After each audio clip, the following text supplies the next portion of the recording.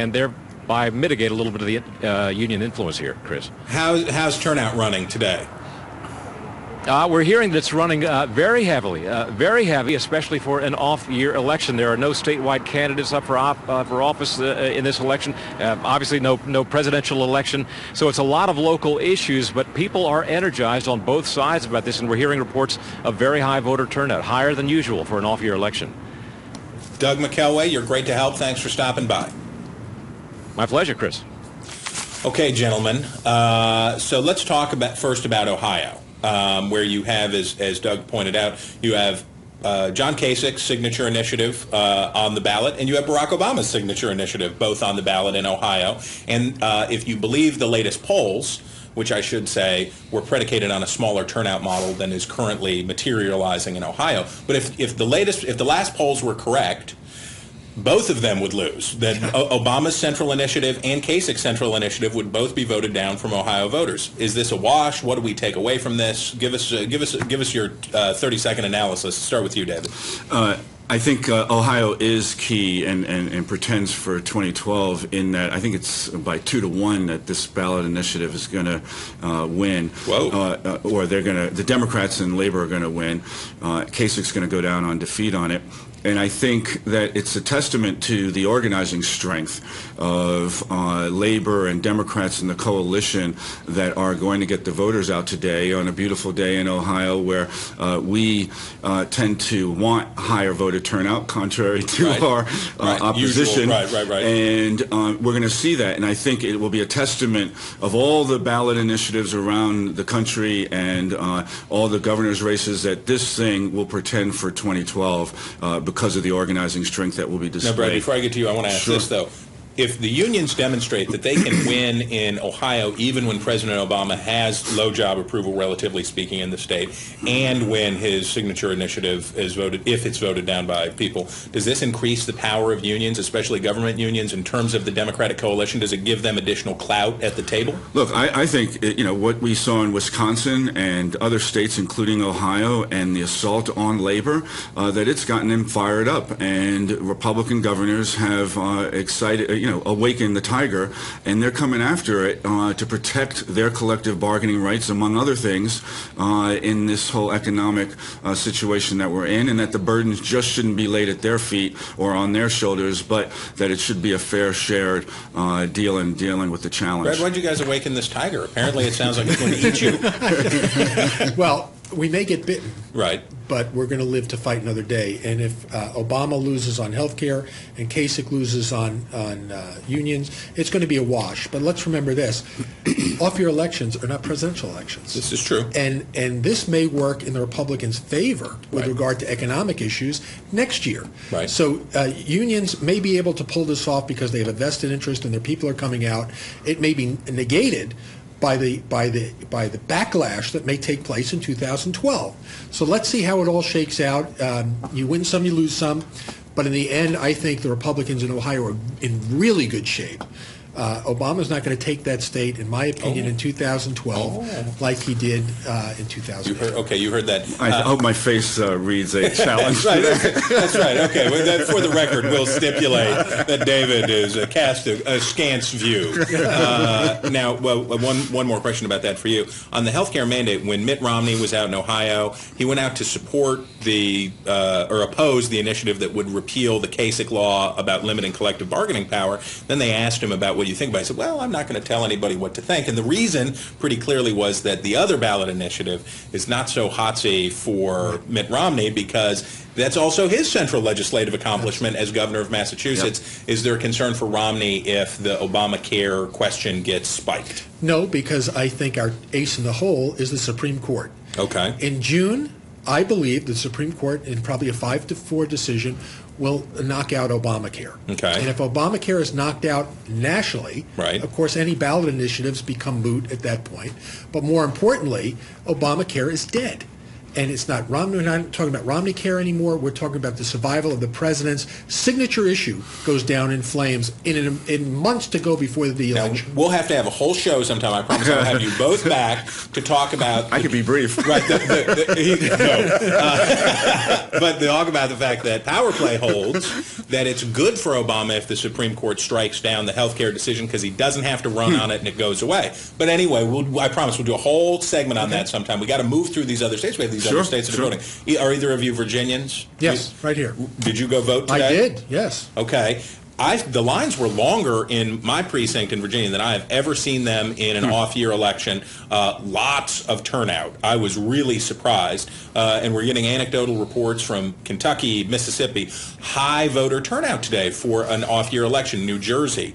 David, what do you take away from it as a Democrat if you see that in Virginia, Bob McDonnell, this is basically a midterm referendum on him. Yep. If the Republicans pick up the Senate, if they gain seats and have high Republican turnout, doesn't that dampen Obama's hopes of taking Virginia again? I tend to agree with what Brad said earlier in terms of how much these off-presidential elections... Now it sounds good. Well, to the extent that, look, in 2009, we had our special elections, and they certainly didn't pretend in our favor come 2010. Yeah. In Virginia, you have, the majority in the Senate are Democrats by 2 seats. It's still a flip of the coin as to whether or not we hold the Senate majority. But again, I would say, all politics is local in this case. However, you do have demographic swings in Northern Virginia, as we all know, that favor Democrats, in addition to higher registration numbers that you're seeing in the Hampton Roads among African Americans. Again, accruing to the benefit of a Democratic setup for 2012. So that said, it's fair game. You have also Kaine coming up even with Allen in a state that Republicans would like to call red. We would like to still call purple. And so I guess, going into 2012, it's going to be a battle. Brother Blakeman, what say you? I say Virginia's looking really good. I've never seen a more mobilized Republican Party, both state, county, and local. We're fired up. The robocalls, the literature is a good barometer of how organized these people are. I went to one of their rallies, and it was standing room only.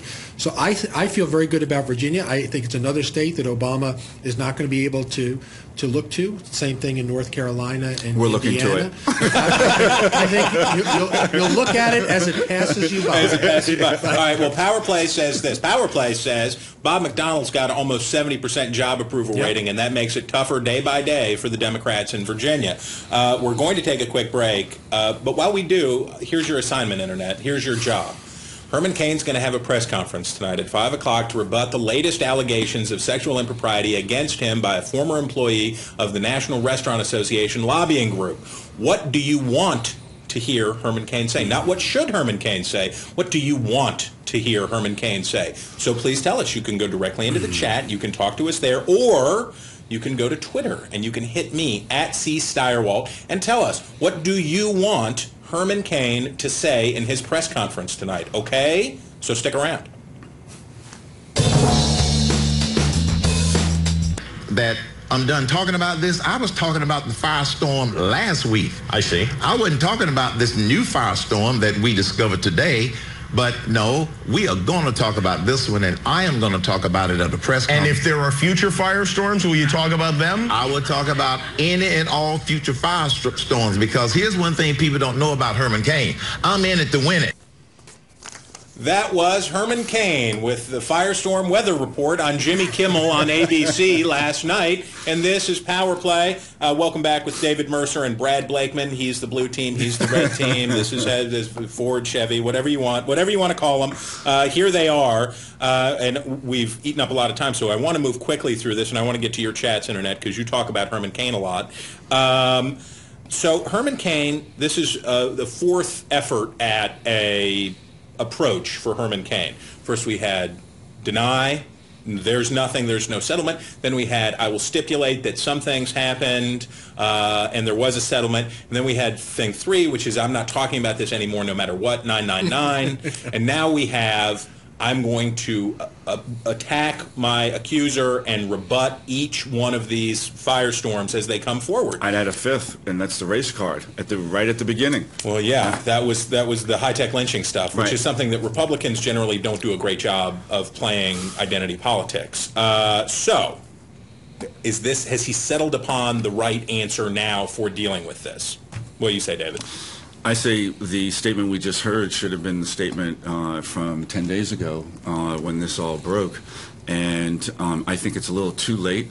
You're seeing almost a chorus from Geraldo Rivera to Karl Rove to myself. And I don't know if those sitting around the That's table a weird group. Is that like a poker game? saying that it's pretty much another one bites the dust on among the nominees or potential nominees on the Republican field, and it's too bad. I think more is owing to the fact that he's handled this process terribly. He should have been prepared with this, knowing that it's part of his history. We know from other political operatives that he relied on for advice in his Senate campaign that this subject matter has come up, and for him to fumble like this, I think says a lot about the. All right, we have to hear from the internet, Brad, and then you can answer the internet. Sure. Mac Miller says, "I want Kane to defend himself, but let the proof be proof. His lawyers should do their job." Tall TA guy, Tat guy says, "I want Herman Cain to look me in the eyes and tell me the truth. I will decide for myself if he is sincere." And he also says, "He's in it to win it. I thought he was in it for the American people." Zing. He did not say the zing. That is an editorial note from Powerplay. And then Betty Harvey says this, "Only because you, the media, will not let go. You're hyped up on the adrenaline from this story, guilty before proven innocent." So there we have a cross-section of the Internet's point of view here. But I'm sympathetic to Kane on this point, Brad, because how can you do what was necessary in scandal management, which is come out one time, lay it all on the table, if you're not sure what's out there? How do you do that if you say, yes, these two things happened or three things happened, that occurred, I'm coming clean, I'm telling the whole story? How do you do that if you can't control the fact if there are other things out there yet to come? Well, you can't if those things out there yet to come are untruthful. However, only Herman Cain knows what he did and when he did it. Right. And candidates don't like to tell people bad things. Yes. And they have to if they're going to be in it to win it. Yes. Now, having said that, Herman Cain should not be on Jimmy Kimmel. No. Trying to do a mea culpa and try and put this behind him on a comedy show. No. He should do a serious interview 10 days ago. Right. Now, having said that, Take the beat. today, Right. in his press conference, he should tell the Restaurant Association, I want Yeah. the files open, I want it to come clean, I want the names redacted, and I want the investigation known as to what was done by the Restaurant Association, what I knew, when I knew it. I want all the facts to come out, let the Restaurant Association do it. I am freeing them to do it, and I'm telling you what I know about it, and I'll have more comment once the Restaurant Association and his favorability numbers are bleeding with women and independents. And listen, he's got to do something to stop it. One glaring omission, and one thing that could stop that bleeding, is sitting in an interview like Brad just Seriously. mentioned with his wife. Yeah. And sitting down with somebody that we know Gloria. trusts him and whatever else, and seeing if that can happen. Well, I mean, that puts the bleeding to. Well, we'll see at 5 o'clock tonight. It will be interesting to behold. I promise, Internet, we love having you here with us. We love having you guys with us. If you haven't voted and you live in a state that's voting and you've read up on the issues, you know the candidates, please go vote. It matters. And now we want to leave you, as we like to do every day, with a word from our friend Charles.